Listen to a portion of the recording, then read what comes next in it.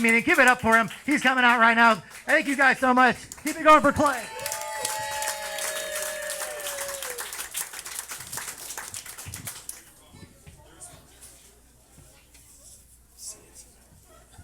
Give it up again for Ryan, everybody, and Ryan's son's penis. I know that's why you all came out. Talk about another man's son's penis. It's good to be back here in Edwardsville.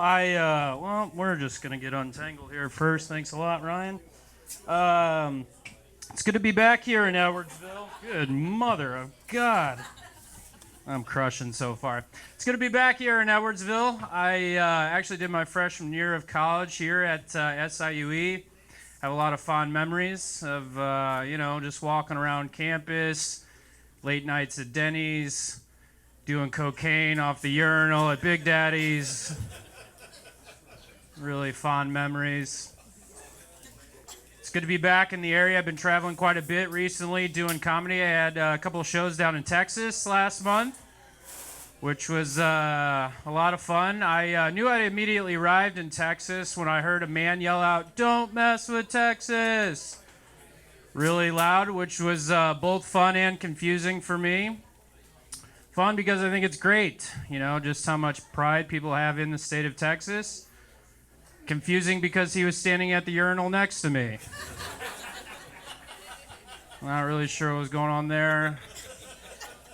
Whatever it takes, though, am I right, fellas? I moved back to the city of St. Louis last year, which has been great because now I can walk to get my fentanyl, which was an issue before.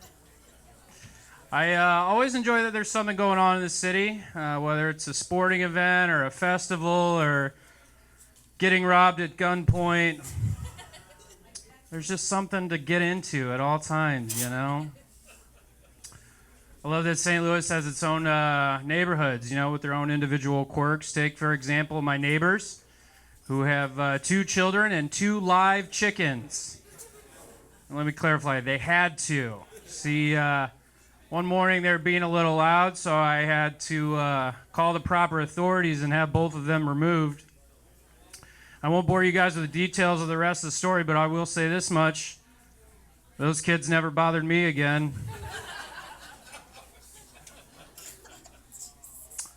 It's good to be here. Good to be doing comedy tonight. Comedy's a great job. Trust me, as someone who's been hired and fired from a lot of different jobs, I can assure you that this one's up there. I've had a lot of odd jobs in my life. I actually worked as a club promoter my freshman year of college when I was here, which, let me reassure you, is just as sketchy as it sounds. I like to think I was a different kind of club promoter, though, and by that I mean I also wasn't willing to deal drugs. Don't get me wrong, I still wore too much cologne, shopped at Ed Hardy, and thoroughly hated myself as a human being. But I was one of the good ones, trust me. I was like the Mother Teresa of guys you didn't want dating your daughter. I worked in construction for a couple of summers, which was a lot of fun. Learned a lot about life working in construction, specifically 2 things. Number 1, the value of a college education has never been more important. Number 2, don't ever tell this joke on a job site, because then you'll no longer be working in construction. I currently work in advertising, which is a really fancy way to say I get paid to lie for a living. It's kind of weird knowing that I work in an industry that's responsible for some of the biggest lies in human history. Take, for example, cigarettes. For years they told us that cigarettes are nothing more than just a cool, refreshing, non-habit-forming way of enjoying tobacco, completely leaving out the fact we all know now that they're even better for you after you've been drinking. Years later, those advertisers would tell us that Chipotle was nothing more than just a fast casual Mexican restaurant. And then the world found out it's just an overpriced laxative. It even hits us in our local stores. They advertise sunscreen as a lotion that provides 100% protection from the sun, which I can personally tell you is a lie because every time I use it, my penis burns twice as bad. Not a dick joke, crowd. Okay, good. You guys were all for baby penis like 20 minutes ago, but my dick, it's silent. Got it. Probably the best job I've ever had, though, was being in the military. I am a U.S. Army veteran. Thank you. Which means if you're not laughing at my jokes tonight, you're letting the terrorists win. Keep that in mind.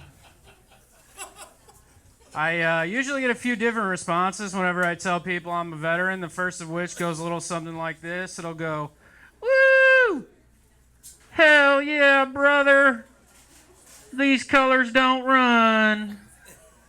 Mountain Dew is the best soda ever." Which is like, where's the lie in that statement, right?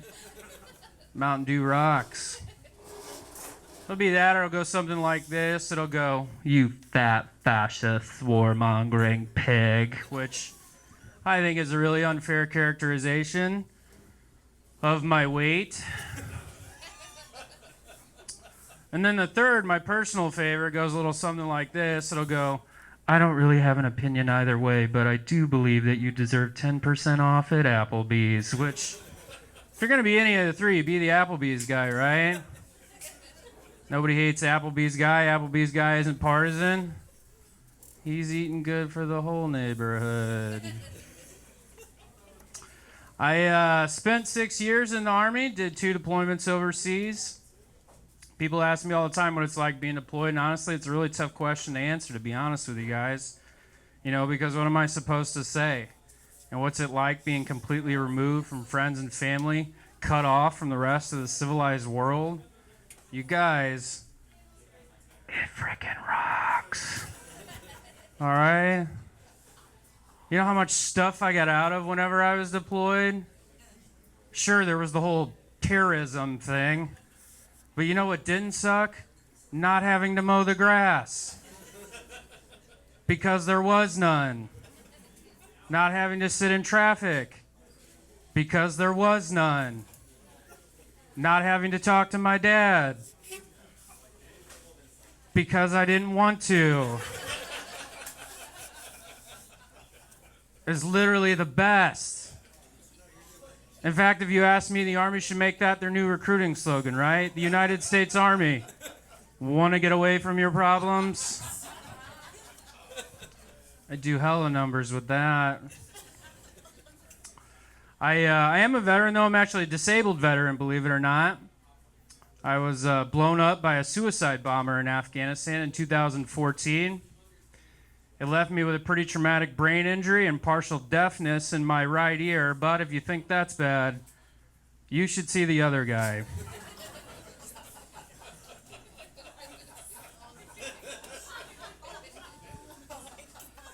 I'm just glad you guys got that joke. Sometimes it could bomb harder than he did. We're having a good time here tonight, ladies and gentlemen. I always get a kick out of the phrase bombing whenever I see it used in comedy. As someone who's bombed and been bombed before, I can confirm to you all here tonight that those two experiences are not the same. I always enjoy swapping stories with other comedians about times that they've bombed. My story usually wins. If all this talk about bombing is too traumatizing for you, I just want to say congratulations. You've made an already sad situation into something completely about yourself. You're now like the worst white woman you know on Instagram. If there's any white women in the audience offended by that last joke, it's at Clay Does Comedy for after the show. We're having a good time. I am a disabled vet, though. I'm not your typical disabled vet like you might possibly see. The ones missing a leg, possibly an arm, The really cool guys will even be wearing an eye patch. Side note, that person may also be a pirate, so proceed with caution if you do decide to engage. No, I suffer from a little something called PTSD, which if you are unfamiliar with what that is, it's called an acronym.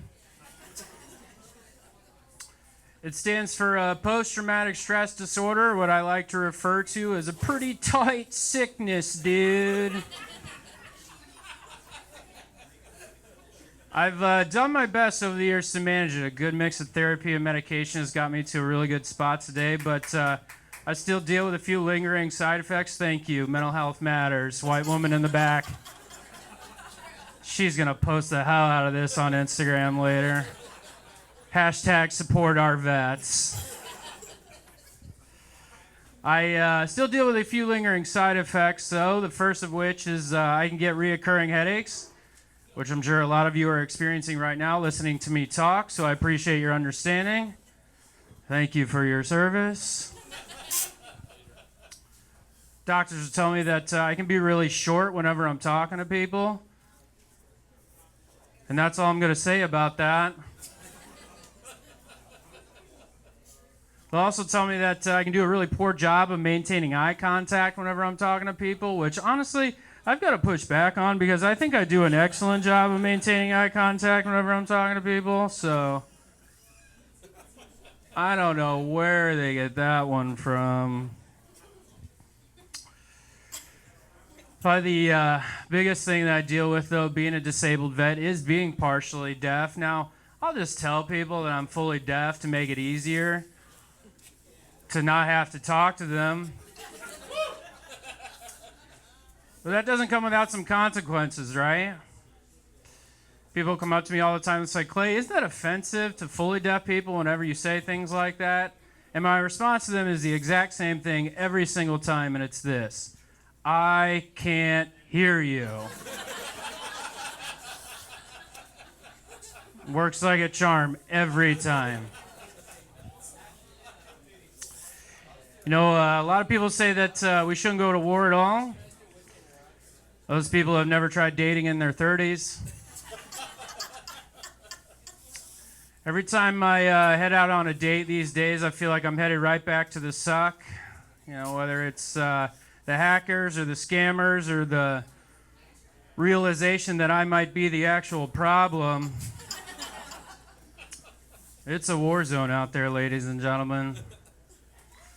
Much like a war zone, you got to be careful in how you navigate dating in your 30s. You know, making sure that you're asking the right questions. You know, like where do you stand on marriage? Or where do you stand on kids?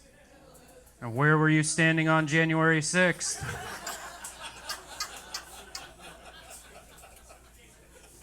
Because if the answer to any of those questions is on the fence, it might be time to update your dating profile. That's going to be it for me. Thank you so much, everybody. Give it up again for Sneakies. Are you guys ready to keep this evening going? We've got one of, actually, the funniest person in St. Louis here with us tonight. Your 2023 Helium Comedy's funniest, Will O'Donnell. Come on out. Come on out, buddy. Thank you.